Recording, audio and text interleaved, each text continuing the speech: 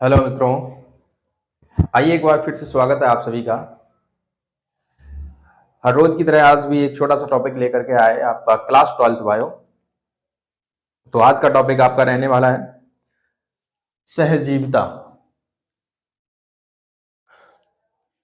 सहजीविता इसी के अंतर्गत आप बहुत सारे इसके पार्ट्स पढ़ते हैं। जैसे सहजीविता है और आपका जो है पोषिता बोलते हैं जिसको, या सहो पोषिता जिसको बोला जाता है। वो सारे के सारे टॉपिक आपको इसी में मिलेंगे। शॉर्ट सा वीडियो, बहुत छोटा सा, इसमें बहुत ज्यादा थ्योरी नहीं लिखेंगे, हम चीजों को समझेंगे बस। इसमें बहुत आसानी से आपको ये टॉपिक समझ में आ जाएगा, बस वीडियो आप पूरा देखें। और जो भी इसमें परिभाषाएं आपकी जो भी बनती है आपकी, जैसे सौ पोषिता हुआ, आपके क्वेश्चन जो पूछे जाते हैं, तो सहजीविता, सहभोजिता क्या होता है, सहजीवी क्या होते हैं, और इन्हीं सभी के बारे में पढ़ेंगे। सहजीवी के प्रकार होते हैं, और जो आपका ये सहोपकारिता है, जो आपका ये जो पकारिता होता है, इसके भी प्रकार पढ़ेंगे। इन सभी के बारे में जानेंगे आप इस वीडियो में। तो आइए वीडियो को शुरू करते हैं और जल्दी से इस टॉपिक को समझते हैं। हम थ्योरी बहुत ज्यादा नहीं लिखेंगे, हम चीजों को बोलेंगे, देखेंगे, क्योंकि आप पढ़ चुके हैं, आपका बस रिवीजन होना चाहिए। तो आपको इस टॉपिक में आपको वही सारी चीजें मिलेंगी इसमें। देखिए, सबसे पहले जब आप सहजीविता को पढ़ेंगे तो सहजीविता की परिभाषा देखेंगे। सहजीविता क्या होता है, सहजीविता को कैसे परिभाषित करेंगे, इसको डिफाइन कैसे करेंगे, इसका मतलब क्या होता है।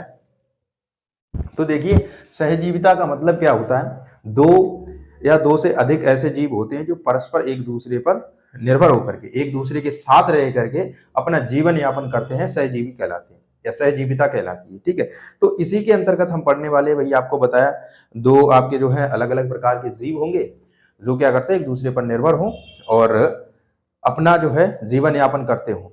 ठीक है, तो वही आपकी सहजीविता कहलाती है। सहजीविता आपकी दो प्रकार की होती है। सहजीविता को हम तीन प्रकार से पढ़ेंगे। एक तो यही आपकी सहोपकारिता जो होती है वो, और दूसरी सहभोजिता, और तीसरी आपकी होगी, इसके तीनों टाइप आप लिखेंगे। इसके तो तीन प्रकार से पढ़ने वाले हैं, इसके तीन प्रकार होते हैं आपके। तो तीनों को हम देखेंगे, इसमें डालेंगे तीनों इस तरीके से। पहला आप ध्यान रखेंगे इसका क्या, कि आपकी सहोपकारिता, एक होता है सहोपकारिता, पकारिता, ठीक, और दूसरा सहजीविता, सहजीविता, जीविता। ठीक है, सहजीविता, सहजीविता या सहजीविता। और तीसरा अभी आपको हमने बोला जो आपका रहने वाला है आध सहयोग या आध सहयोग, आघ सहयोग जिसे बोला जाता है, सहयोग, सहयोग। ठीक है, ये हो गया आपका आध सहयोग। ठीक है, सहजीविता को आप तीन प्रकार से पढ़ेंगे। इसके तीन भाग होते हैं, तीन तरीके से इसको पढ़ा जाता है। देखो, पहले क्या करते हैं, फिर से एक बार सहजीविता की परिभाषा देखेंगे। क्या सहजीविता मतलब क्या होता है। सहजीविता का मतलब क्या है कि दो या दो से अधिक जीव एक दूसरे पर निर्भर होकर के अपने जीवन यापन जो करते हैं, या उनके जीवन यापन करना ही आपका सहजीविता कहलाता है। दो या दो से अधिक जीवों का एक दूसरे पर निर्भर होकर के, एक दूसरे का सहयोग करके अपना जीवन यापन करना ही सहजीविता कहलाता है। सहजीविता को हम तीन प्रकार से पढ़ते हैं, ये तीन भाग में होता है, इसके तीन टाइप होते हैं, तीन तरीके को पढ़ते हैं इसको। ठीक है, क्या, एक सहोपकारिता और सहजीविता, और दूसरा आद संयोग। ठीक है, आद संयोग। अब देखिए, अब एक एक करके हम थोड़ा थोड़ा सा इनको जो है डिफाइन करेंगे और उसके बाद आगे बढ़ते चलेंगे। अब पहले आप देखेंगे ये आपकी सहोपकारिता जो हमने डाली हुई, पहले आप इसे देखेंगे सहोपकारिता। सहोपकारिता का मतलब क्या होता है, देखिए, इसमें आपके वही परिभाषा, जो लैंग्वेज आपने ऊपर पढ़ा हुआ, वही सारा कुछ आपको इसमें भी मिलेगा। क्या, दो या दो से अधिक जीव होंगे, वो एक दूसरे पर डिपेंड होकर के, एक दूसरे पर निर्भर होकर के अपना जीवन यापन कर रहे हैं। बस थोड़ा सा ध्यान रखेंगे। सौपकारता में क्या होता है, उनका कारकी संबंध होता है। कारकी का मतलब शारीरिक संबंध होता है। वो शारीरिक संबंध के माध्यम से एक दूसरे को संयोग प्रदान करते हैं। तो कौन सा संबंध देखेंगे यहाँ पर, क्या, कारकी, कारकी, कारकी मतलब शारीरिक, शारीरिक संबंध के माध्यम से जो है ये एक दूसरे पर निर्भर करते हैं, निर्भरता प्रदर्शित करते हैं। ठीक है, और ये अधिकतर आपको मिल जाएंगे पादप और जीव, अधिक मिलेंगे इसमें। पादप जीव के अंतर्गत बहुत सारे मिलते हैं। ठीक। अब इसके भी दो प्रकार होते हैं आपके, इसके भी दो प्रकार होते हैं। कौन कौन से दो प्रकार होते हैं, देखिए इसको दो प्रकार से इसको भी पढ़ते हैं। तो इसी के नीचे डालेंगे इसके, पहले देखिए आपका ये 3, 1 2 3, ये आपके स्वभोजिता के तीनों टाइप होते हैं। और ये आपका पॉइंट हम इसका डाल रहे हैं आपका स्वपकारिता। स्वपकारिता, स्वपकारिता का आप जो है दो प्रकार हम इसमें पढ़ेंगे स्वपकारिता के अंतर्गत।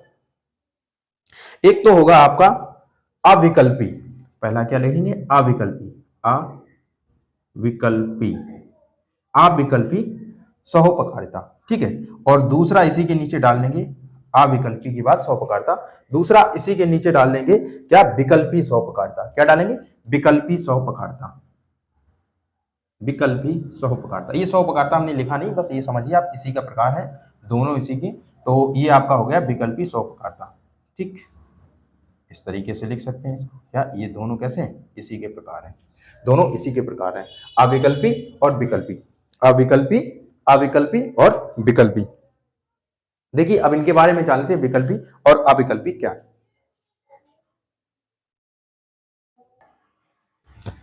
हाँ, तो देखिए आप विकल्पी को कैसे परिभाषित करेंगे उसके बारे में पहले थोड़ा सा देखेंगे। हम लिखेंगे नहीं, बस थोड़ा सा हम बोल रहे हैं, आप अगर लिखना चाहें तो साथ साथ लिख सकते हैं। हम आपको बता रहे हैं विकल्पी के साथ में कैसे लिखना आपको।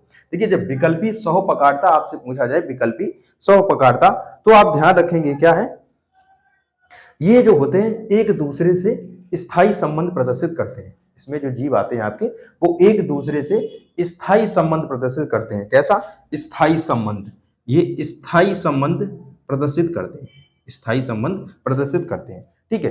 अब स्थायी संबंध करेंगे तो ये क्या करेंगे, एक दूसरे को भोजन का आदान प्रदान करते हैं, ठीक। अब जैसे देखिए स्थायी के अंतर्गत इसका एग्जाम्पल आप लिख लेंगे, ये हटाते हैं, इसका एग्जाम्पल सीधा सीधा हम यहाँ पर लिखते, चाहे ये लिखा रहने दीजिए आप, स्थायी संबंध। यहाँ भी एग्जाम्पल में देखेंगे, लाइकेन प्लस शैवाल, क्या, लाइकेन और शैवाल। अब इसमें क्या होता है, देखिए लाइकेन और शैवाल जो है आपकी अविकल्पी स्वपकारिता का एग्जाम्पल होता है। ये आपकी जो है कार्की यानी कि शारीरिकी के माध्यम से होते हैं। अब इसमें क्या होता है, आपका ये जो लाइकेन होता है ये आपका शैवाल के ऊपर उगता है। लाइकेन जो होता है वो शैवाल के ऊपर उगता है और क्या करता है, ये दोनों आपस में सहभागी होते हैं, सहभागी होते हैं, ठीक है। जैसे इनमें से एक आपका प्रकाश संश्लेषण की क्रिया के माध्यम से भोजन बनाएगा और दूसरा क्या होगा, जल और खनिज पदार्थों को लेकर के आएगा उसको। तो क्या करेगा, वो भोजन को जो प्रकाश के माध्यम से उसने भोजन बनाया उसको, और उसके साथ साथ जो ये खनिज लवण लेकर के आया, उन सभी का आदान प्रदान करते हैं। किसमें, आपका अविकल्पी स्वपकारिता के अंतर्गत। एग्जाम्पल ध्यान रखेंगे, लाइकेन और शैवाल, ठीक है। अब आइए विकल्पी के अंतर्गत, विकल्पी के अंतर्गत। अब विकल्पी के अंतर्गत क्या होता है, इसमें जो भी आपके जीव आएंगे या जो भी आपके जीव आएंगे या जंतु आएंगे, वो सारे के सारे क्या होते हैं, इनके बीच में घनिष्ठ संबंध होता है। कैसा संबंध होता है, घनिष्ठ संबंध, घनिष्ठ संबंध, घनिष्ठ संबंध। इसमें भी वही होगा आपका क्या, दोनों को लाभ होगा, दोनों को लाभ होगा। इसका एग्जाम्पल जैसे देखें, इसका एग्जाम्पल जैसे देखें, आपके कुछ पौधे हैं, जैसे पौधों में जो परागण विधि होती है, परागण होता है जो, वो किसी न किसी कीट के माध्यम से या किसी न किसी के माध्यम से होता है। जैसे एग्जाम्पल कीट के माध्यम से होता है। तो देखिए कीट क्या होगा कि कीट पुष्प से मकरंद लेने जाता है, तो वो अपने लाभ के लिए ले जाता है, लेकिन उससे हो क्या जाता है कि पौधे के जो परागकण होते हैं वो भी निकल करके जो है उसके परागकोश से उसके वर्तिकाग्र पर पहुंच जाते हैं। इससे क्या हुआ, दोनों को आपका लाभ हुआ, इसमें दोनों को क्या हुआ, लाभ हुआ। तो आपका ये जो है दोनों को लाभ हुआ, और इसमें ये जो है आपका कैसा हो गया, विकल्पी स्वपकारिता, विकल्पी स्वपकारिता। तो इसमें आप एग्जाम्पल ध्यान रखेंगे क्या, पौधों में परागण, पौधों में परागण कीटों द्वारा, कीटों द्वारा, पौधों में परागण कीटों द्वारा। अब जैसे हमने आपको बताया ना, कीट मकरंद लेने के लिए गया, वो तो अपने लाभ के लिए गया, लेकिन उससे क्या हुआ, पौधे का भी काम हो गया उसमें, ठीक। तो इसमें देखो आपके स्वपकारिता के अंतर्गत आपने अविकल्पी स्वपकारिता और विकल्पी स्वपकारिता पढ़ा। तो एक बार फिर से देखेंगे, सहजीविता की परिभाषा फिर से देखने क्या, सहजीविता में क्या होता है, दो या दो से अधिक जीव एक दूसरे पर जो है एक दूसरे से भोजन का आदान प्रदान करते, या फिर जो आपकी पोषक सामग्री होती है उसका आदान प्रदान करके जो है जीवन यापन करते हैं, उसी को वो आपका बोला जाता है सहजीविता। तो उसके अंतर्गत हमने पहले आपका पढ़ा है सहभोजिता। पहले क्या पढ़ा हुआ है? सहभोजिता, जिसमें हमने आपको बताया कि सहपकारता। सबसे पहले हमने क्या पढ़ा? सहपकारता। सहपकारता पढ़ा है। सहपकारता के अंतर्गत हमने ये बताया क्या है कि इसमें जो होते हैं, जो भी आपकी जीव होंगे या जो भी जीवों की जातियां होंगी, वो एक दूसरे को क्या करेंगे? भोजन का आदान प्रदान करते हैं। ठीक है, वो भी कैसे? कार्की के माध्यम से करते हैं। ठीक है, दोनों कैसे करते हैं? कार्की के माध्यम से करते हैं। ठीक है, इसमें क्या होगा? ये संबंध जो आपको बताया, हाँ, ये सजीवों में मिलता है। जो भी आपके सजीव होंगे, जैसे एग्जाम्पल फिर हमने इसको स्वपकारता के भी दो प्रकार बताया आपको, विकल्पी और अविकल्पी। विकल्पी में आपने देखा क्या? घनिष्ठ संबंध होता है पौधों में, जैसे मकरंद ले जाने के लिए कीट के माध्यम से जो क्रिया होती है वो। और अविकल्पी में शैवाल और लाइकेन का आप ध्यान रखेंगे, स्थायी संबंध होता है इसमें। ठीक है, आइए आगे वाले पे चलते हैं। अब सहजीविता पर, आगे वाले पे चलते हैं, सहजीविता पर। सहजीविता पर चलते हैं। ठीक है, देखिए इसको सहजीविता पर। अब सहजीविता क्या है उसको देखेंगे। तो देखिए सहजीविता, देखिए सहजीविता जो होती है, इसी का दूसरा रूप ये सहभोजिता भी बोलते हैं इसको। क्या? सहभोजिता। तो इसको भी आप नोट कर सकते हैं यहाँ पर, सहभोजिता, सहभोजिता। ठीक है, इसी को बोला जाता है सहभोजिता। अब देखिए एक बार फिर से सुनिए इसको, सहभोजिता का मतलब क्या होता है। इसमें भी वही होगा कि दो जीव होंगे, उसमें क्या होगा? भोजन का आदान प्रदान करेंगे। अब देखिए एक चीज और सुन लीजिए, दोनों में तीनों में इसमें कॉमन चीज बताते हैं आपको। देखिए क्या है कि सहपकारता जो होती है, इसमें दो जीव होंगे, जो भी दो जीव होंगे, वो दोनों को ही लाभ होगा। देखिए दोनों को क्या होता है? लाभ। ये मकरंद लेने के लिए गया कीट, तो उसको लाभ, और पौधे का काम हो गया परागण वाला विधि जो, वो उसका भी लाभ हो गया इसमें। ठीक इसी प्रकार से लाइकेन और शैवाल का दोनों को लाभ होता है। इसमें क्या होता है, ये भी चीज नोट कर सकते हैं आप शॉर्ट में यहाँ पर, क्या? दोनों को लाभ होगा। क्या होता है इसमें? सहपकारता में दोनों को लाभ, दोनों को लाभ। अब सहजीविता में देखेंगे, सहजीविता में क्या होता है? एक को लाभ होता है, एक को लाभ, और दूसरे को ना लाभ और ना हानि। ठीक है, दूसरे को ना तो लाभ होता है ना हानि। इसमें भी क्या होता है? दो जीव होते हैं, एक दूसरे को क्या करते हैं? ये पारस्परिक एक संबंध होता है इनका। ठीक है, पारस्परिक एक संबंध होता है, जो क्या करते हैं? एक दूसरे को भोजन का आदान प्रदान करते हैं। परंतु इसमें जो आपका एक जीव होता है, एक जीव को लाभ होता है और दूसरे जीव को अप्रभावी रहता है। दूसरा जीव अप्रभावी रहता है, मतलब ना तो उसके ऊपर लाभ, ना तो उसको लाभ प्राप्त होता, ना ही उसके ऊपर कोई हानि होती है।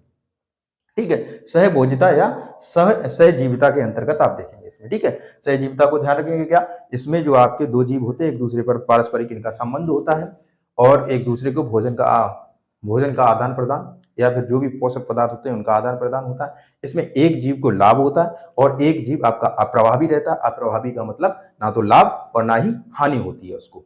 ठीक है, ये आपका सहभोजिता।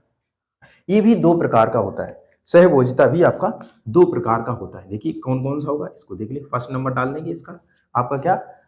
सतत सहभोजिता, या फिर इसी को बोलते हैं स्थायी सहभोजिता, या इसी को क्या बोलेंगे? स्थायी सहभोजिता, या इसमें लिखेंगे क्या? सतत सहभोजिता,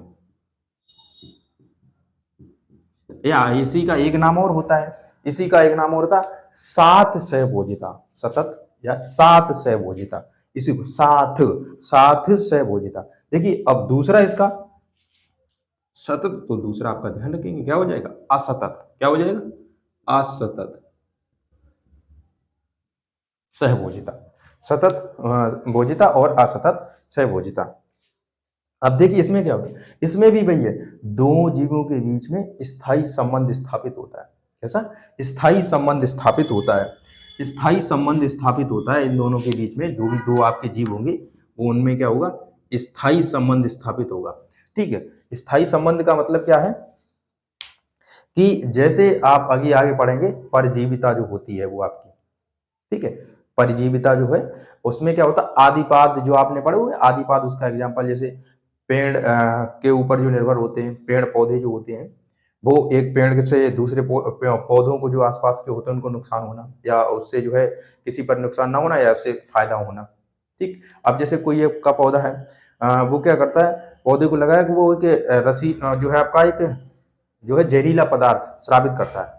जहरीला पदार्थ स्रावित करेगा, जिससे क्या होता है उसके आसपास के जो पौधे हैं वो उनका अंकुरण रुक जाता है। अंकुरण का रुकना का मतलब क्या, उनमें वृद्धि नहीं होगी, ग्रोथ ही नहीं होगा, बिल्कुल भी पौधे खराब हो जाएंगे, वहीं उनका मतलब खत्म हो जाते पौधे आपके। ठीक, तो वो आपके उसी के अंतर्गत आप पढ़ते हैं, ये जो है इस सतत आदिपाद मतलब उसी में पढ़ते हैं। ठीक है, अब आदिपाद का एग्जाम्पल आपको ये होगा सहभोजिता। आदिपाद का एग्जाम्पल सहभोजिता होगा, तो आपका लिख लेंगे, सॉरी, सहभोजिता का एग्जाम्पल आदिपाद। तो आदिपाद आप यहां लिख सकते हैं, आदिपाद। ठीक, इसका एग्जाम्पल हो जाएगा आपका आदिपाद। ठीक, अब इसी में आ जाओ असतत में। असतत में क्या होता है? असतत में आपका क्या होगा, इसे भी देखेंगे आप। देखिए असतत में क्या होता है,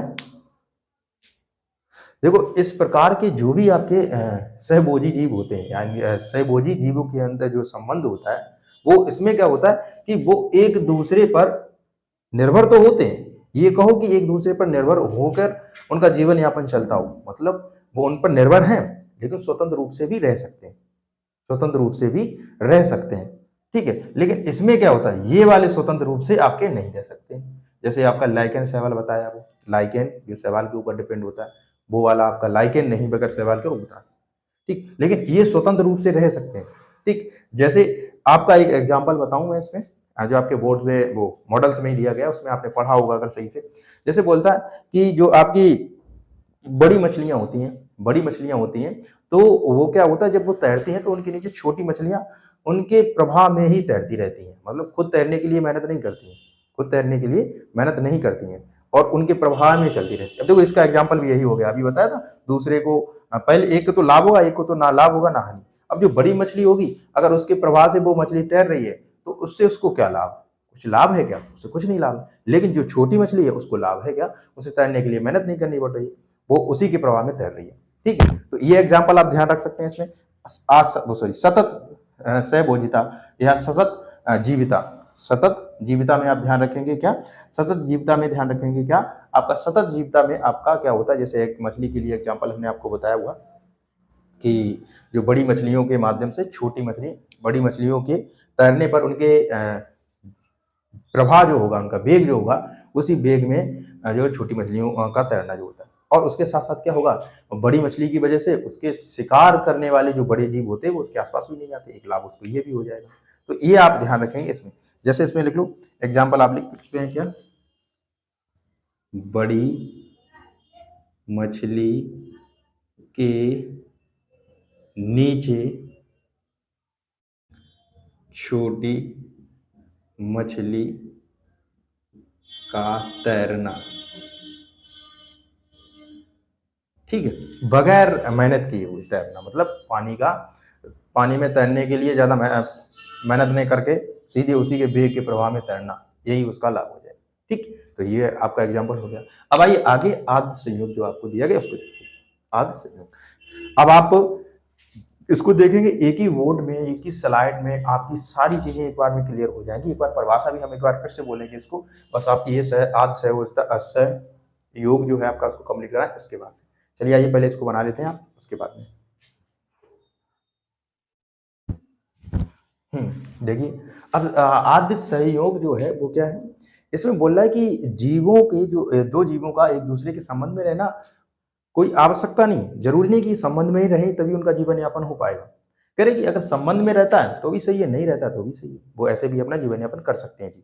लेकिन यह है कि जब एक दूसरे के संबंध में आ जाते तो एक दूसरे को लाभ पहुंचाना शुरू कर देते, एक दूसरे को लाभ पहुंचाना शुरू कर देते हैं। जब संबंध में आ जाते हैं तब आत्म संयोग, जब संबंध में आ जाते हैं तो एक दूसरे को लाभ पहुंचाना शुरू कर देते हैं। और ये जरूरी नहीं है कि वो एक दूसरे के संबंध में ही रहे, स्वतंत्र रूप से भी जीवन यापन कर सकते हैं इस तरीके से। इसमें हमने आपको जैसे बताया जीवन उनका स्वतंत्र रूप से भी होता है, लेकिन क्या है कि इसमें संबंध में आने पर यह भी क्या होता है, एक को लाभ होने लगता है, एक को तो ना लाभ होता ना हानि होता, कोई प्रभाव नहीं पड़ता उसमें। ठीक, और इसमें क्या होता है, दोनों को लाभ होता है। इसमें क्या होता है, दोनों को लाभ होता है। ठीक, इसमें एक को लाभ होता है और एक को ना तो लाभ होती ना हानि। और इसमें अगर संबंध में आ जाएगा तो लाभ होगा दोनों को, और नहीं आएगा तो भी उसका जीवन यापन चलता रहेगा।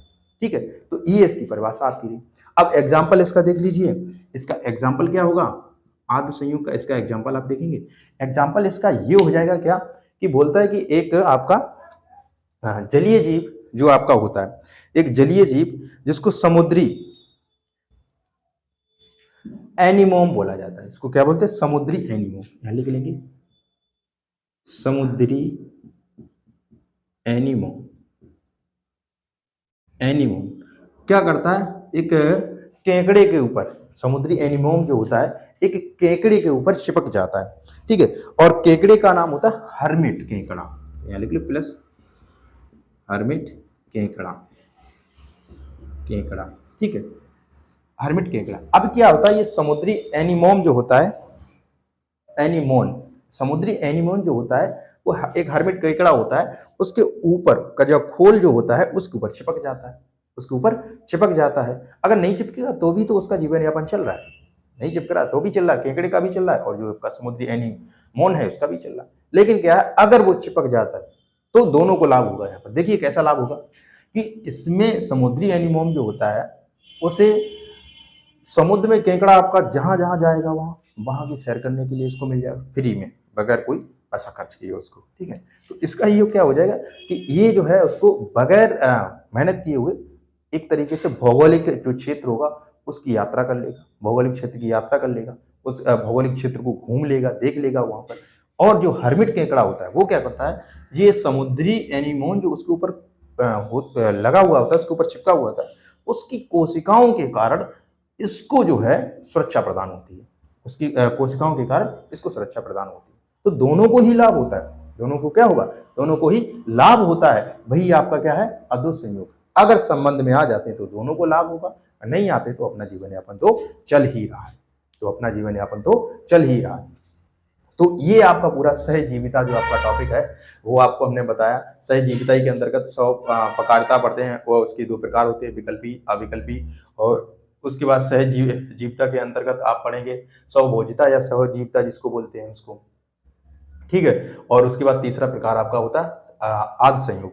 और सहजीविता को हमने दो प्रकार से, सतत संभोजिता या और जो है सहभोजिता या सतत सहजीविता, और सतत आपकी असतत सहजीविता, इसके बारे में हमने आपको बताया। इसमें अगर आप चाहें तो इसमें दोनों पूरी एक ही बार में सिलेक्ट। अच्छा एक चीज और नोट कर ले, हमने दोनों को लाभ होता है, और यहाँ लिख लो एक, अच्छा ये लिख दिया मैंने, नीचे ही लिख दिया तो कोई दिक्कत नहीं इसमें। यहाँ लिख लो संबंध में आने पर, में आने,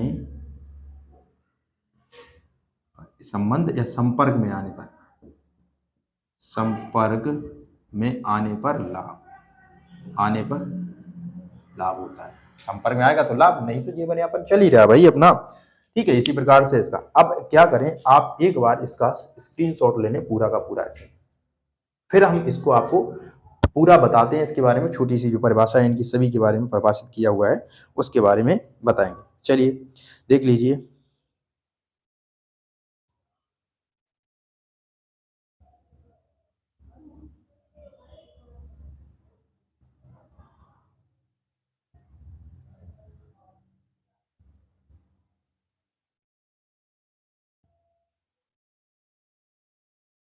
ठीक है, हो गया होगा, देखिए हाँ हो गया। तो देखिए सुन लीजिए एक बार फिर से पूरा, एक बार भी जो कुछ भी लिखा हुआ है या मैंने जो भी बोला है उसको आप एक बार फिर से सुन लीजिए। देखिए सहजीविता आपका टॉपिक है, सहजीविता। अब इनमें से कोई सा भी आपका अगर पूछा जाता है तो भी आपका सॉल्व हो जाएगा, चाहे आपका आपसे जो है 2 नंबर 1 नंबर में या ऑब्जेक्टिव क्वेश्चन पूछता है वो, या फिर आपसे लॉन्ग में आपका क्वेश्चन पूछता है 5 नंबर या 4 नंबर में, तो आपका पूरा कंप्लीट हो जाएगा, यहीं से हो जाएगा आपका। बस एक बार फिर से इसको सुन लीजिए, वीडियो को ध्यान से देख लें और परिभाषा देख लीजिए, एक बार फिर से सुन लीजिए जो भी मैंने बोला है इसमें। देखिए सहजीविता, सहजीविता का मतलब क्या होता है, दो या दो से अधिक जीवों का संबंध में आकर के एक दूसरे को लाभ प्रदान करना या पोषक तत्वों का प्रदान करना ही सहजीविता कहलाता है, ठीक है। इसमें क्या होता है, इसमें एक या दोनों जीवों को लाभ हो सकता है, इसमें एक या दोनों जीवों को लाभ हो सकता है। ये परिभाषा हो जाएगी आपकी सहजीविता की, ये परिभाषा किसकी हो जाएगी, सहजीविता की, ठीक है। एक या दोनों जीवों को लाभ हो सकता है, ठीक, ये आपकी सहजीविता की परिभाषा हो जाएगी आपकी। अब आ जाइए इसके प्रकार, हमने बोला ये 3 प्रकार से होता है, इसको 3 प्रकार से वर्गीकृत किया गया, किस किस में, स्वप्रकारता और सहभोजिता और आपका आद्यभोजिता, आद्य संयोग। कौन कौन सा, स्वप्रकारता और आपका ये सहभोजिता और आपका आद्य संयोग, ये 3 प्रकार से वर्गीकृत है। अब एक बार सुन लीजिए स्वपकारिता क्या है? ये क्या होता है स्वपकारिता? इसमें 2 जीव परस्पर एक दूसरे से संपर्क में रहते हैं। इसमें क्या होता है? ये एक दूसरे को पोषक तत्व प्रदान करते हैं। इसमें दोनों जीवों को लाभ होता है, दोनों जीवों को लाभ होता है। ये कार्य संबंध या शारीरिक संबंध द्वारा स्थापित रहते हैं एक दूसरे से। ये 2 प्रकार का होता है, ये 2 प्रकार का होता है। एक विकल्पी सहपकारिता और अविकल्पी सहपकारिता। अविकल्पी सहपकारिता में 2 जीव आते हैं, एक दूसरे से स्थायी संबंध बनाते हैं, फिर एक दूसरे को पोषक तत्व या जो लाभदायक पदार्थ होते हैं वो देना, एक दूसरे के आदान प्रदान करना शुरू कर देते हैं, दोनों को ही लाभ होता है। ठीक है, अब एग्जाम्पल में लाइकेन और शैवाल का जो जीवन यापन है उसके बारे में इसमें बताया गया। ठीक, उसके बाद आप आ जाइए इधर विकल्पी वाले में। विकल्पी वाले में क्या होता है आपका? विकल्पी में क्या होता है? वैसे इसमें ये बोला, उसने कहा कि सभी पादप जितने होते हैं वो लगभग सहजीवी होते हैं। ठीक है, अब इसको अविकल्पी में आपने इसे बता दिया, एग्जाम्पल हो गया शैवाल और लाइकेन। और विकल्पी में देख जाइए किसका, इनमें 2 जीवों के बीच में बहुत ही घनिष्ठ संबंध होता है। अब जैसे पेड़ के पौधे से, यही एग्जाम्पल जो उसने बताया, पेड़ के पौधों से कीटों के माध्यम से होने वाला परागण, जैसे कीट जाता है पुष्प के पास मकरंद लेने के लिए, जिससे वो मकरंद तो ले लेता है लेकिन उसी के माध्यम से पराग कणों का परागकोश से वर्तिकाग्र पर पहुंचना होता है, जिससे कीट को भी लाभ होता है और पौधे को भी लाभ होता है। तो ये आपका स्वपकारिता के 2 विकल्प हुए, 2 टाइप हुए, 2 प्रकार से इसको भी वर्गीकृत किया। ये कंप्लीट हुआ है। अब आ जाइए आप सहभोजिता पर आ जाइए। ठीक है, सहभोजिता क्या होता है? इसमें एक बार सुनेंगे इसको फिर से। भाई क्या, दो जीव एक दूसरे से पारस्परिक संबंध द्वारा संपर्क द्वारा संबंधित होते हैं, और इसमें क्या होता है कि दोनों जीव जो है एक दूसरे के संबंध के बगैर भी अपना जीवन यापन स्वतंत्र रूप से जीवन यापन कर सकते हैं। ठीक है, और अगर संपर्क में आ जाते हैं, संपर्क में रहते हैं, तो एक दूसरे को लाभ मिलता रहता है इसमें। ठीक है, लेकिन इसमें क्या होता है कि एक को ही लाभ मिलता है और एक पर कोई प्रभाव नहीं पड़ता है।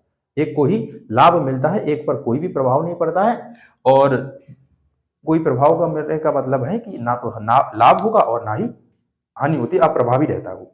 ठीक है, तो ये आपकी सहभोजिता की परिभाषा। सहभोजिता को भी 2 प्रकार से वर्गीकृत किया गया, किसमें? सतत सहभोजिता और असतत सहभोजिता। सतत सहभोजिता में क्या होता है कि 2 जीव जो है एक दूसरे से स्थायी रूप से संबंधित होते हैं। जैसे एग्जाम्पल के ऊपर आदिपाद जितने भी होते हैं वो सारे के सारे आपके सतत भोजिता में आते हैं। ठीक है, उसके बाद असतत भोजिता में क्या होता है कि ये जीव जो है एक दूसरे के संपर्क में आकर के लाभ प्रदान करने लगते हैं, लेकिन स्वतंत्र रूप से भी जीवन यापन कर सकते हैं। इसमें भी वही है। ठीक है, जो इधर साइड है वो इधर भी वही है, स्वतंत्र रूप से जीवन यापन कर सकते हैं, लेकिन संबंध में आने के बाद लाभ जो है, संपर्क में आने के बाद लाभ। जैसे एग्जाम्पल बताया कि अब जिसको लाभ चाहिए होगा वो तो उधर संबंध की तरफ भागता है।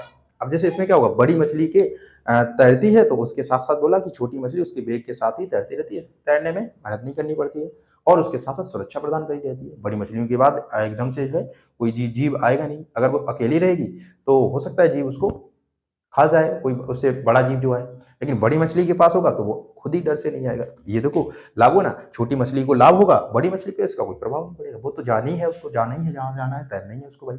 अब आ जाइए इधर आद्य संयोग। आद्य संयोग क्या हुआ, ये दोनों जीव एक दूसरे के पारस्परिक संबंध में आकर के लाभ प्रदान करना शुरू कर देते हैं, परंतु ये स्वतंत्र रूप से जीवन यापन कर सकते हैं, स्वतंत्र रूप से भी जीवन यापन कर सकते हैं। इसका इन पर कोई प्रभाव नहीं पड़ेगा, जैसे जीवन यापन करते वैसे करते रहते हैं, लेकिन संबंध में आने के बाद दोनों को लाभ मिलना प्रारंभ हो जाता है। जैसे एग्जाम्पल बताया आपको, समुद्री एनीमोन जो होता है वो हर्मिट केकड़े के ऊपर कवच पर चिपक जाता है। इससे क्या करता है, उसको फ्री में यात्रा करने के लिए मिल जाती है, मतलब भौगोलिक जो उसकी यात्रा होती है वो उसका जो फ्री में जो है बगैर मेहनत किए हुए जो है भौगोलिक यात्रा कर लेता है। और इससे केकड़े को लाभ ये मिलता है कि उसकी जो कोशिकाएं होती हैं, समुद्री एनीमोन की जो कोशिकाएं होती है उसके माध्यम से उसको बाहरी जो आघात होते हैं उनसे सुरक्षा प्रदान होती है। तो ये आज का आपका टॉपिक था, बहुत ही कम शब्दों में, बहुत ही छोटे शब्दों में लिखा हुआ है। इसमें मैंने जो बोला हुआ वो ज़्यादा इंपॉर्टेंट है, परिभाषाएं जो आपकी। और इसके साथ साथ अगर आप इस वीडियो को देखें और इसमें चीज़ें नोट करें, उसके बाद अगर आप मॉडल पेपर से या किसी भी बुक से पढ़ते हैं आप, तो आपको बहुत अच्छे से समझ में आ जाएगा। चलिए ठीक है, फिलहाल आज के लिए इतना ही और मिलते हैं नए टॉपिक में। नए वीडियो के साथ। तब तक के लिए धन्यवाद। हाँ, और हाँ, कमेंट में ज़रूर डाल दें। और मैंने अपनी कुछ अभी 2-4 वीडियो ऐसे 1-2 वीडियो पड़े हुए हैं, उसमें लोग जो देखते हैं ना वीडियो, वो बहुत सारे व्यूज़ आ जाते हैं उसमें। लेकिन आपके टॉपिक रिलेटेड ज़्यादा व्यूज़ नहीं आते हैं। तो इनको भी देखिए, ये भी काम की चीज़ें हैं आपकी, उनके साथ-साथ चलिए। और हाँ, आप अगला टॉपिक जो है कमेंट में डाल दें ज़रूर, तो मैं अगला टॉपिक डाल दूँगा, नहीं तो मैं अपने पास से अपना टॉपिक डाल दूँगा। चलिए मिलते हैं अगले वीडियो में, तब तक के लिए धन्यवाद।